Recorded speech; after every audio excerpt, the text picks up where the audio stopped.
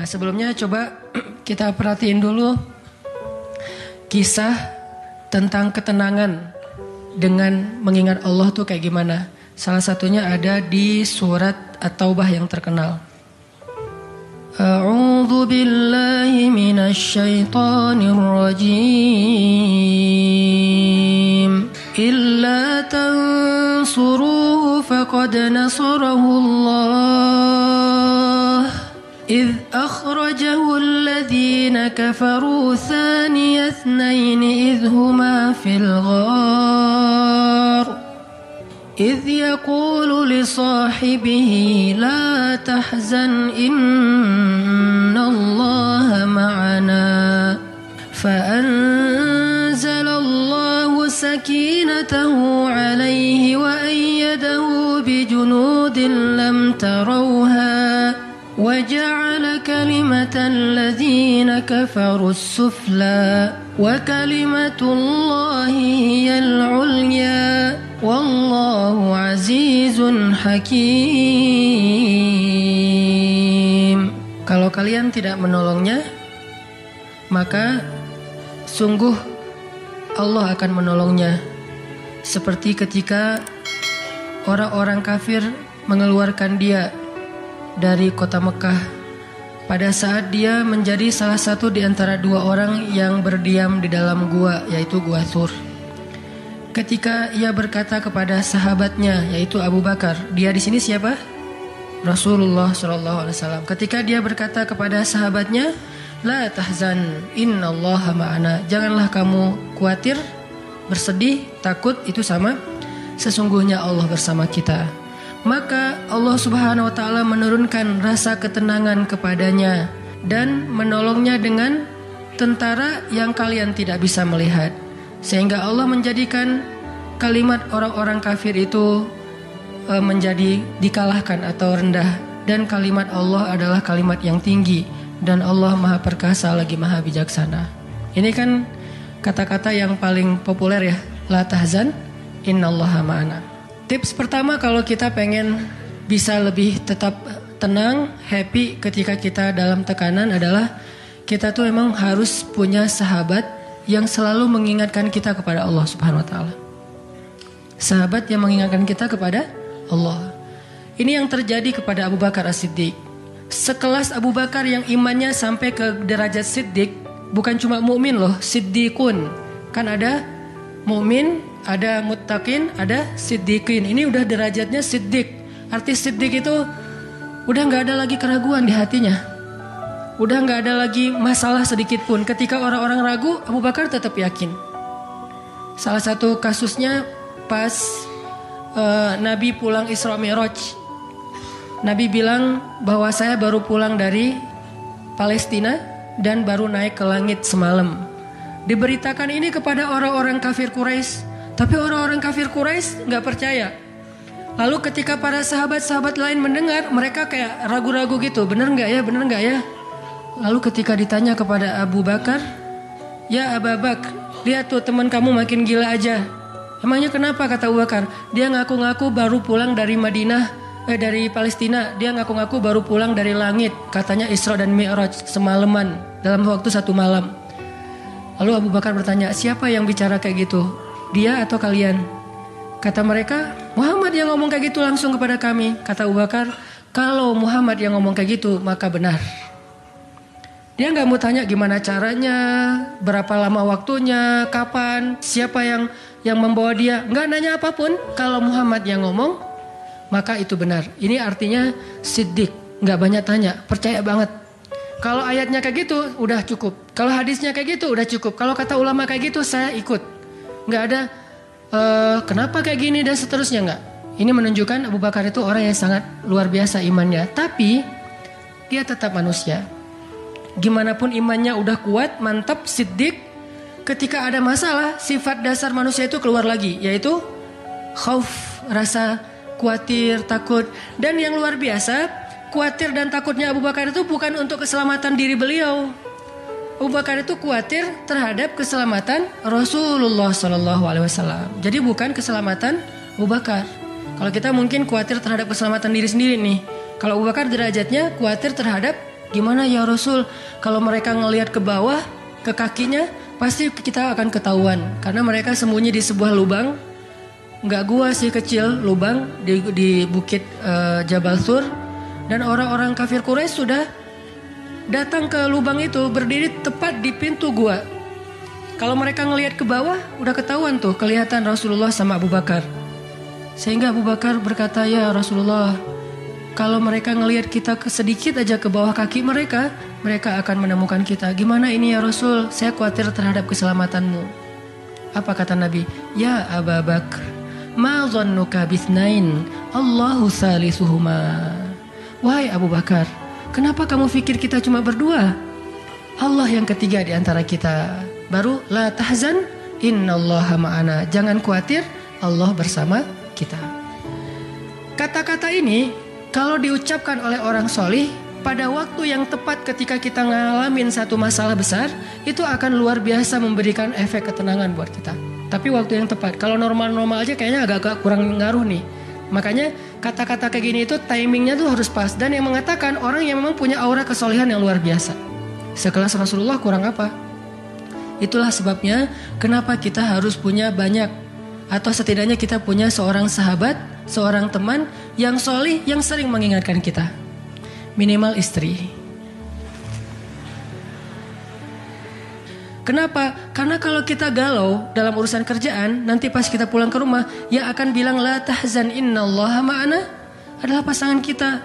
Dengan nada yang lembut, dengan senyum yang khas, dengan dekapan yang mungkin penuh kasih sayang, itu benar-benar bisa bikin kita tenang. Gak tahu tenang karena kata-katanya atau dekapannya nih, nggak. Saya juga bingung. Dua-duanya kali ya. Dia bilang la tahzan ya azizi. Panggilan buat suami bahasa Arabnya yang lembut tuh azizi. Bukan al-aziz ya. Al-aziz mah nama orang. La tahzan ya azizi atau ya habibi atau ya albi. Albi itu artinya jantungku. Jangan dipakai deh, biar saya aja yang pakai itu. La tahzan. Jadi misalnya kayak suami galau tentang kerjaan. Mah, papa lagi galau nih. Kenapa Pak? Di kantor itu kemarin kita ada tawaran proyek. Cuman proyeknya kayaknya cara untuk ngedapetin proyek itu cara-caranya tuh agak-agak kurang baik gitu. Ada suap segala macam. Tapi itu proyeknya untung besar loh Mah. Nah kalau kita nggak suap, kita nggak akan dapat proyek itu. Ini gimana nih Mah? Diambil nggak? Kan galau nih, udah istikharah belum mantap nih hatinya. Istrinya yang bilang, Papa, Allah yang kasih kita rezeki. Kalau Papa ninggalin sesuatu karena Allah, Allah akan ganti dengan yang lebih baik. Pasti dari booster ya Mah. Nyontek gitu ya. Nah, kalau dia ngomong kayak gitu kan jadi mantep nih. Kayak saya juga pernah ngerasain lagi kayak sedih gitu, lagi galau karena satu urusan. Istri mengatakan, udah serahin aja sama Allah. Kan jadi mantap kan hatinya. Hal-hal yang kayak gini nih. Kalau belum punya pasangan, temen. Sehingga Nabi mengatakan, Al-mar'u ala dini khalilih. Seseorang itu bergantung loh kepada tingkat kesolehan temennya. Kalau temennya soleh, insya Allah dia akan terjaga oleh teman itu ketika dinasihati, diingatkan. Saya aja ngerasa banget yang kayak gitu. Ada masa-masa ketika saya kayak futur. Futur itu teman-teman artinya lagi lemah imannya. Mungkin banyak lalai, banyak main, sedikit manfaat. Walaupun ada juga banyak main, banyak manfaat. Itu mah tagline entah siapa akunnya gitu. Lagi futur nih ya, lagi futur. Lemah, ngerasa bangun tahajud kayak susah gitu. Ke masjid males, zikir gak khusyuk, tilawah Al-Quran gampang ngantuk. Jalan sama seorang teman saya yang dia bukan ustadz sama sekali. Bahkan dia ngakunya belajar ke saya. Gak tahu benar apa enggak. Yang sejatinya mungkin saya belajar ke dia. Lagi jalan, setelin tilawah Al-Quran. Yang baca saya lagi tuh. CD tilawah Al-Quran saya. Saya kan gak pernah mendengar CD sendiri. Pas diputerin itu siapa? Lah itu ustadz. Oh ya. Baca surat Al-Mulk. Tabarakalladzi biyadihil mulku wa huwa ala kulli syai'in qadir. Pas sampai di ayat-ayat tentang Jahannam, tentang neraka, tentang apa, walaqad zayyana sama ad-dunya bimasabih dan seterusnya, dia nangis. Dia nyetir nih, dia nangis. Saya ketika ngelihat dia nangis, saya dapat hidayah. Jadi saya dapat hidayah bukan hanya dengan mendengar bacaan itu, tetapi karena dikondisikan oleh seorang teman, saya ngerasa, duh, Masya Allah ya, dia yang dengerin bacaan saya bisa nangis, saya dengerin diri saya sendiri nggak nangis, kan ada masalah nih. Akhirnya saya jadi insaf itu kemudian istighfar, astagfirullah ya Allah, saya kayak ada masalah nih. Mulai belajar dari dia, Pak, gimana sih kok bisa kayak gitu? Ustadz kan lebih tahu ilmunya mungkin, tapi kalau pengalamannya Bapak pasti lebih tahu. Rahasianya apa? Ternyata rahasianya emang dia orang yang gak pernah dengar yang lain selain mendengar bacaan Al-Quran. Jadi buat dia bacaan Al-Quran itu benar-benar entertain buat dia. Oh, berarti kita harus lebih banyakin lagi dengerin Al-Quran. Kalau kita dengar musik sekali, berarti dengar Qurannya 3 kali harusnya, baru masih agak-agak proporsional nih. Sehingga gampang kesentuh, hatinya itu mudah. Tapi pelajarannya tetap teman yang ngebawa kita kepada sesuatu. Ternyata triknya pertama, mengingat Allah itu kan bukan cuma menyebutkan Allah. Tapi ketika kita sedang dalam keadaan bingung, khawatir, galau, sedih, tertekan, panik, tiba-tiba teman kita mengingatkan kita kepada Allah dengan bahasa yang sederhana. Kalau bahasa sederhananya Al-Quran, la tahzan, innallaha ma'ana. Dan itu boleh diterjemahin ke bahasa yang lebih sederhana versi kita. Karena itu bahasa Al-Quran yang mungkin buat sebagian orang gak dapat nih, karena mungkin gak paham bahasa Arab. Jadi kalau teman kita lagi sedih jangan bilang, la tahzan dong, innallaha ma'ana. Apaan tuh lu baca Quran gitu ya. Gak ngerti kan dia. Kita bisa terjemahin, udah tenang aja, Allah yang bantu. Tenang aja, Allah yang beresin. Tenang aja, serahin aja kepada Allah. Allah itu sebaik-baik kita nyerahin sesuatu. Ngomong kayak gitu tuh kena. Kalau timingnya pas kita lagi ngalamin satu masalah. Terutama masalah-masalah kayak masalah rezeki itu paling bikin kita sering panik, kehilangan sesuatu, ditipu orang segala macam.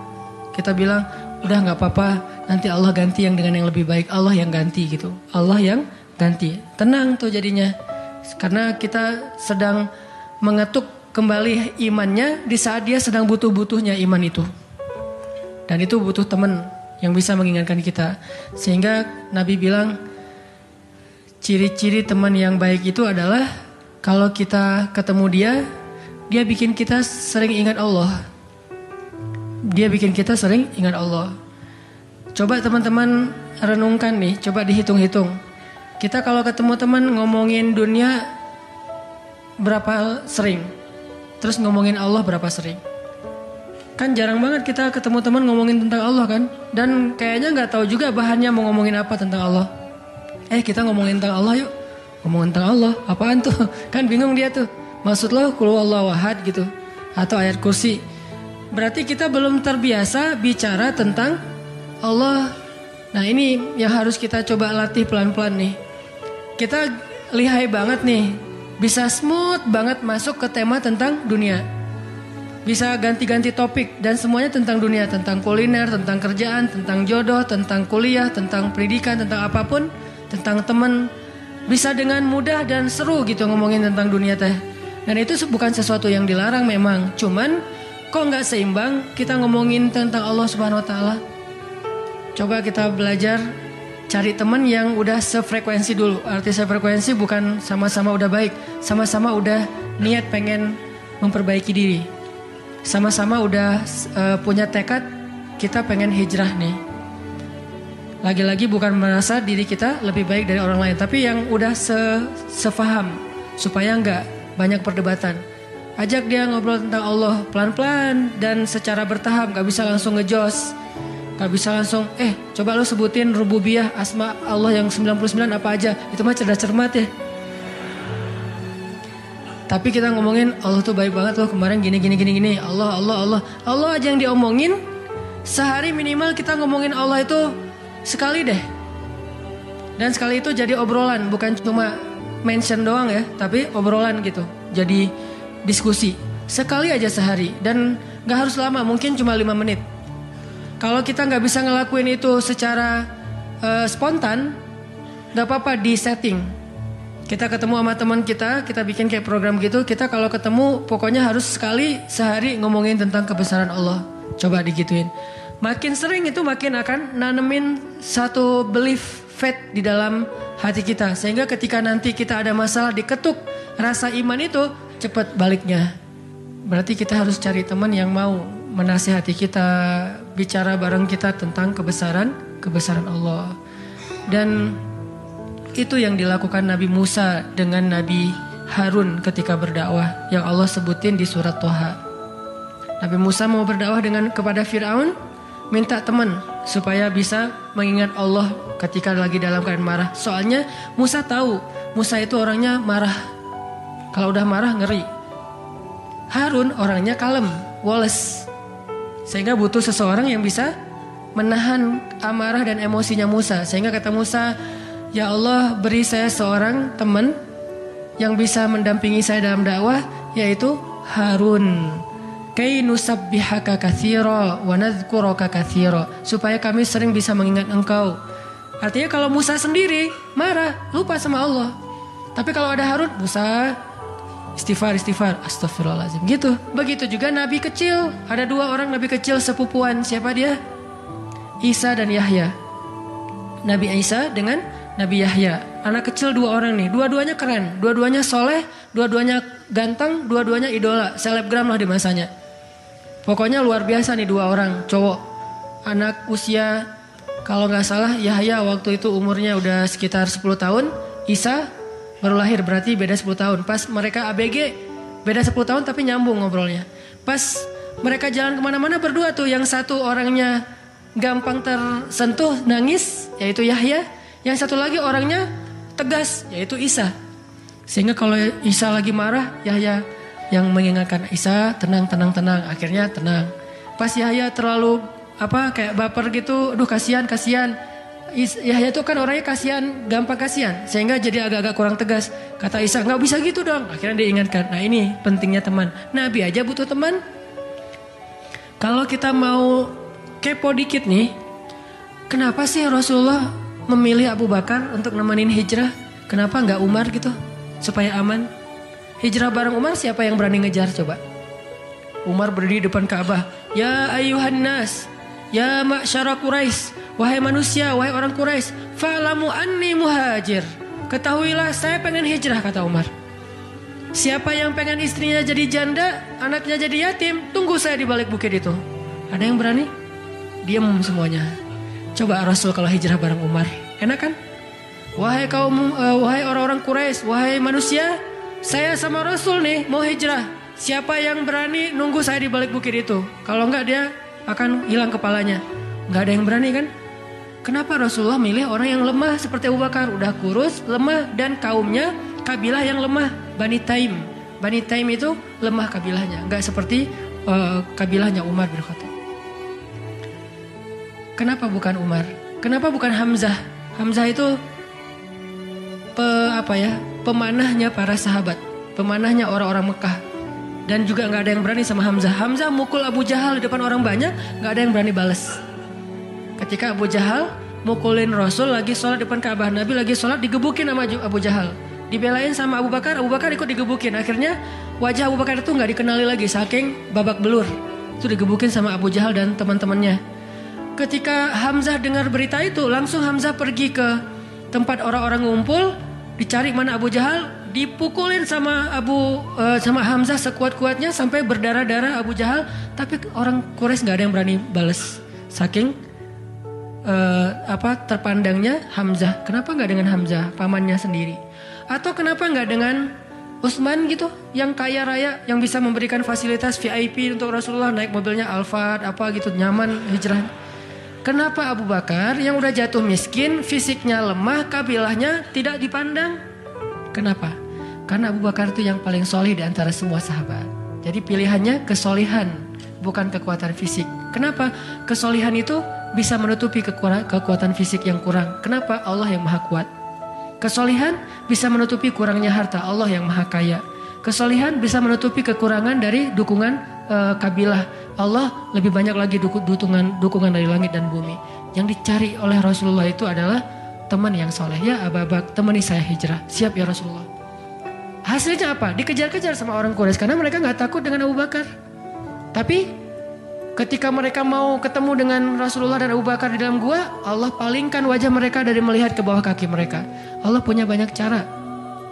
Ada ulama yang bilang bukan cuma dipalingkan, tapi tiba-tiba merpati bikin sarang di situ laba-laba. Walaupun ada perdebatan di antara ulama ini hadisnya sahih atau enggak. Yang jelas, yang pasti nih Allah melindungi mereka dengan banyak cara sehingga nggak bisa ditangkap. Allah yang bertindak. Jadi butuh teman yang soleh. Walaupun nanti kenyataannya teman yang soleh ini malah ditenangkan oleh Rasulullah, bukan Rasulullah ditenangkan oleh dia gitu. Kan nyari teman yang soleh biar bisa menenangkan nih. Ternyata pas ada masalah, Rasul gimana? La tahzan, innallaha ma'ana, tenang, udah beres. Bisa nggak kita coba latihan ini? Kalau kita berteman dengan seseorang, niat kita pengen saling mengingatkan. Wa tawasau bil haq, yaitu mengingatkan tentang Allah. Wa tawasau bis shab. Itu kayak gitu tuh ayatnya. Pertama hak dulu, kedua sabar. Kalau nasihatnya udah benar, insya Allah sabar.